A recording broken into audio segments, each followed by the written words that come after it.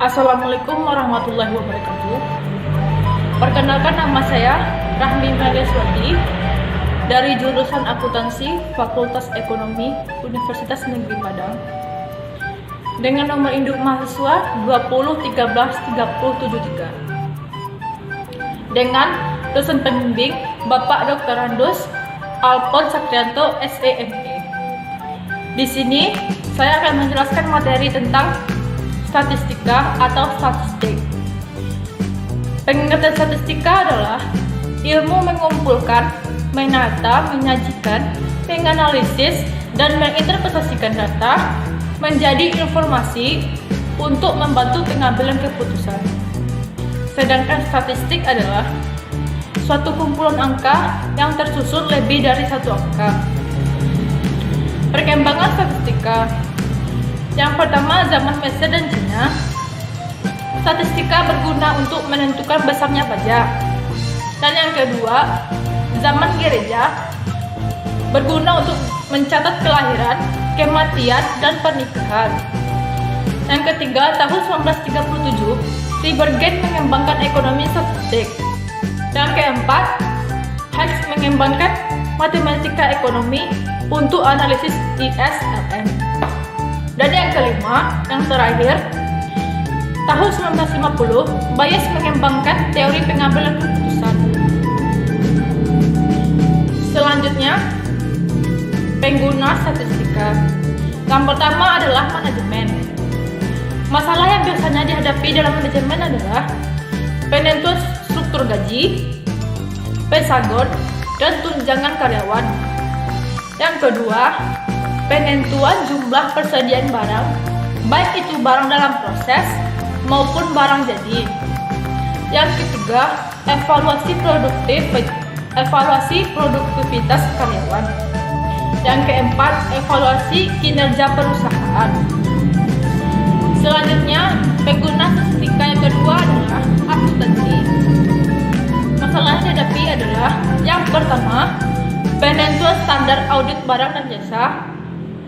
Yang kedua, penentuan depresiasi dan apresiasi barang dan jasa. Yang ketiga atau yang terakhir, analisis rasio keuangan perusahaan. Pengguna yang ketiga adalah pemasaran. Masalah yang dihadapi adalah yang pertama, penelitian dan pengembangan produk. Yang kedua, analisis potensi pasar, segmentasi pasar, dan diskriminasi pasar. Yang ketiga, ramalan penjualan. Dan yang keempat, efektivitas kegiatan promosi penjualan. Pengguna statistika yang keempat adalah keuangan. Masalah yang dihadapi adalah yang pertama, potensi peluang kenaikan dan penurunan harga, baik itu saham, suku bunga, dan reksadana. Yang kedua, tingkat pengembalian investasi beberapa sektor ekonomi. Dan yang ketiga, analisis pertumbuhan laba dan cadangan usaha. Yang keempat atau yang terakhir, analisis risiko setiap usaha. Pengguna statistika selanjutnya adalah ekonomi pembangunan. Masalah yang dihadapi adalah analisis pertumbuhan ekonomi, inflasi, dan suku bunga. Yang kedua, pertumbuhan penduduk dan tingkat pengangguran serta kemiskinan. Yang ketiga, indeks harga konsumen dan pedagang besar. Pengguna statistika selanjutnya adalah agribisnis. Masalah yang dihadapinya adalah yang pertama, analisis produksi tanaman, ternak, ikan, dan kehutanan. Yang kedua, kelayakan usaha dan skala ekonomi. Yang ketiga, manajemen produksi dan agribisnis. Yang keempat, analisis ekspor dan impor pertanian. Jenis-jenis statistika terbagi menjadi dua, yaitu statistika deskriptif dan statistika induktif.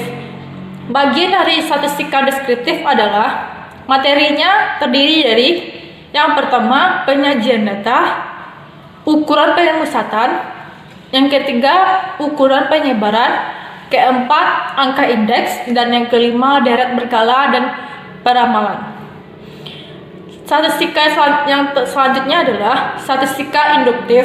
Materi yang dijelaskan dalam materi ini adalah yang pertama, probabilitas dan teori keputusan. Yang kedua, metode sampling. Yang ketiga, teori pendugaan. Yang keempat adalah pengujian hipotesis. Yang kelima, regresi dan kolerasi. Dan yang keenam, statistika non-parameter. Populasi dan sampel merupakan bagian dari statistika. Pengertian populasi adalah populasi merupakan sebuah kumpulan dari semua kemungkinan orang-orang, benda, dan ukuran lain dari objek yang menjadi perhatian. Sedangkan sampel merupakan suatu bagian dari populasi tertentu yang menjadi perhatian. Selanjutnya, jenis-jenis data. Datanya terbagi dua, yaitu data kualitatif dan data kuantitatif. Data kualitatif mencakup satu, jenis kelamin, yang kedua warna kesayangan, yang ketiga asal, suku, dan lain-lain. Data selanjutnya adalah data kuantitatif. Data kuantitatif terbagi dua, data diskret dan data kontinu. Data diskret terbagi menjadi tiga, yaitu yang pertama jumlah mobil, jumlah staf, jumlah TV, dan lain-lain. Data kontinu berisi atau mencakup tiga hal. Yang pertama, berat badan, jarak kota, luas rumah, dan lain-lain. Skala pengukuran.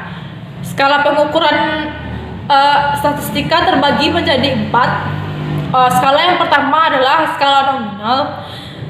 Skala nominal, angka yang diberikan hanya sebagai laba saja. Contohnya 1 pria,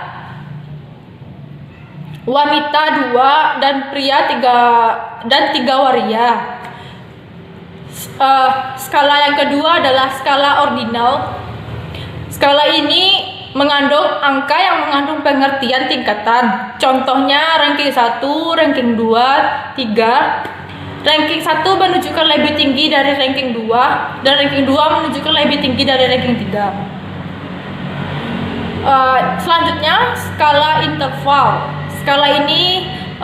Skala ini mengandung angka yang mengandung sifat ordinal dan mempunyai jarak atau interval. Contoh yang pertama, saham sangat prospektif dengan harga seharga Rp5.438 sampai Rp6.750. Saham yang kedua, saham prospektif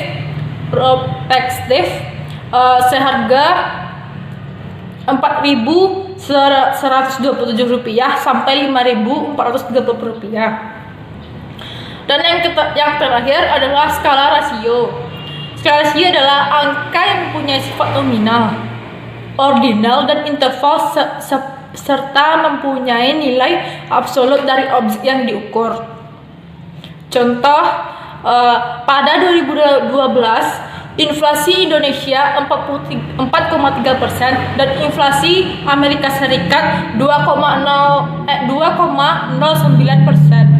Maka inflasi di Indonesia 2,08 kali inflasi di Amerika Serikat.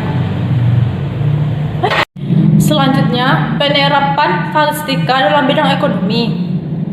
Dalam bisnis juga, statistika diterapkan antara lain perhitungan indeks tendensi bisnis, perhitungan dividen, peluang mendapatkan keuntungan jika menanam investasi di saham, dan lainnya. Salah satu contoh dari penerapan statistika diferensial pada ekonomi yaitu penggunaan indeks tendensi bisnis atau ITB. Indeks tendensi bisnis adalah indikator perkembangan ekonomi terkini yang datanya diperoleh dari survei tendensi bisnis atau STB yang dilakukan oleh Badan Pusat Statistik bekerja sama dengan Badan Bank Indonesia dengan variabel pembentuk indeks tendensi bisnis yaitu pendapatan usaha, penggunaan kapasitas produksi atau usaha, dan rata-rata jam kerja dengan memasukkan 9 sektor antara lain. Yang pertama, pertanian, kehutanan dan perikanan. Yang kedua, pertambangan dan penggalian. Yang ketiga, industri pengolahan. Yang keempat, listrik, gas, dan air. Yang kelima, konstruksi. Yang keenam, perdagangan, hotel dan restoran. Yang ketujuh, transportasi dan telekomunikasi. Yang kedelapan, keuangan dan persewaan dan jasa. Bagian-bagian dari statistika. 1. Diagram batang atau bar chart. Pembuatan diagram batang diawali dengan membuat 2 buah sumbu yang tegak. Bagian dari statistika yang pertama, diagram batang atau bar chart. Pembuatan diagram batang diawali dengan membuat 2 buah sumbu tegak lurus satu sama lain. Skala pada tiap sumbu harus sama panjang, sedangkan skala pada sumbu datar tidak perlu sama dengan skala pada sumbu tegak. Diagram perlu dilengkapi dengan judul, skala, maupun penjelasan terhadap satuan yang digunakan. Yang kedua, diagram garis. Jika terdapat suatu rentetan peristiwa yang mengalami perubahan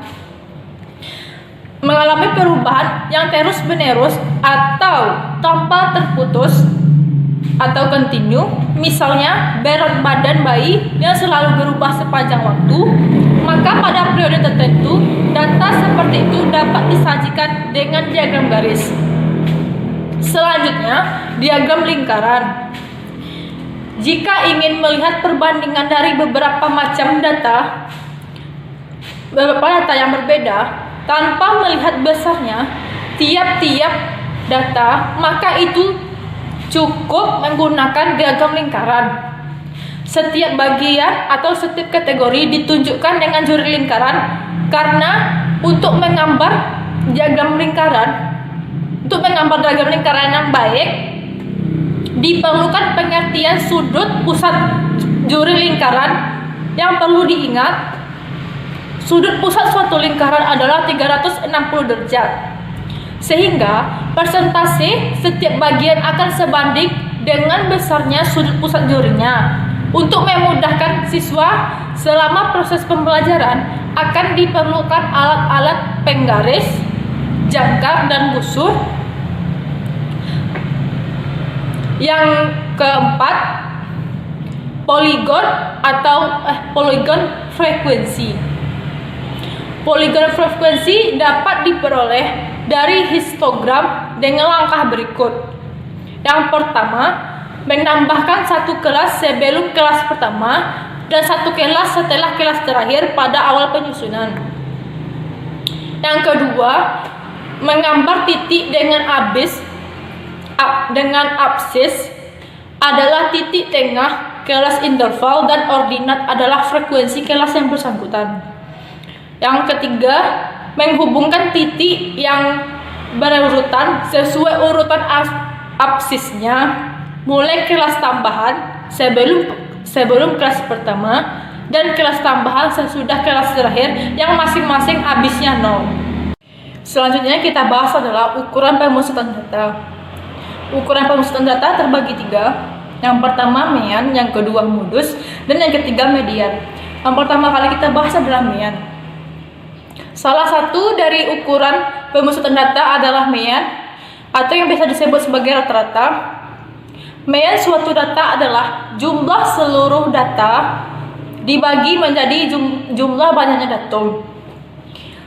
Contoh soalnya adalah nilai 8 kali ulangan matematika Dina adalah sebagai berikut.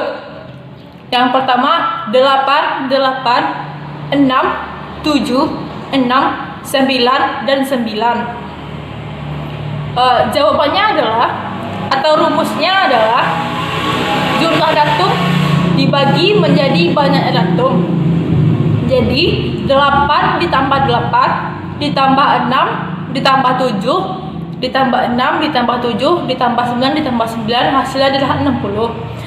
60 dibagi jumlah banyak datum 8. Jadi 60 dibagi 8 adalah 7,5. Selanjutnya adalah modus.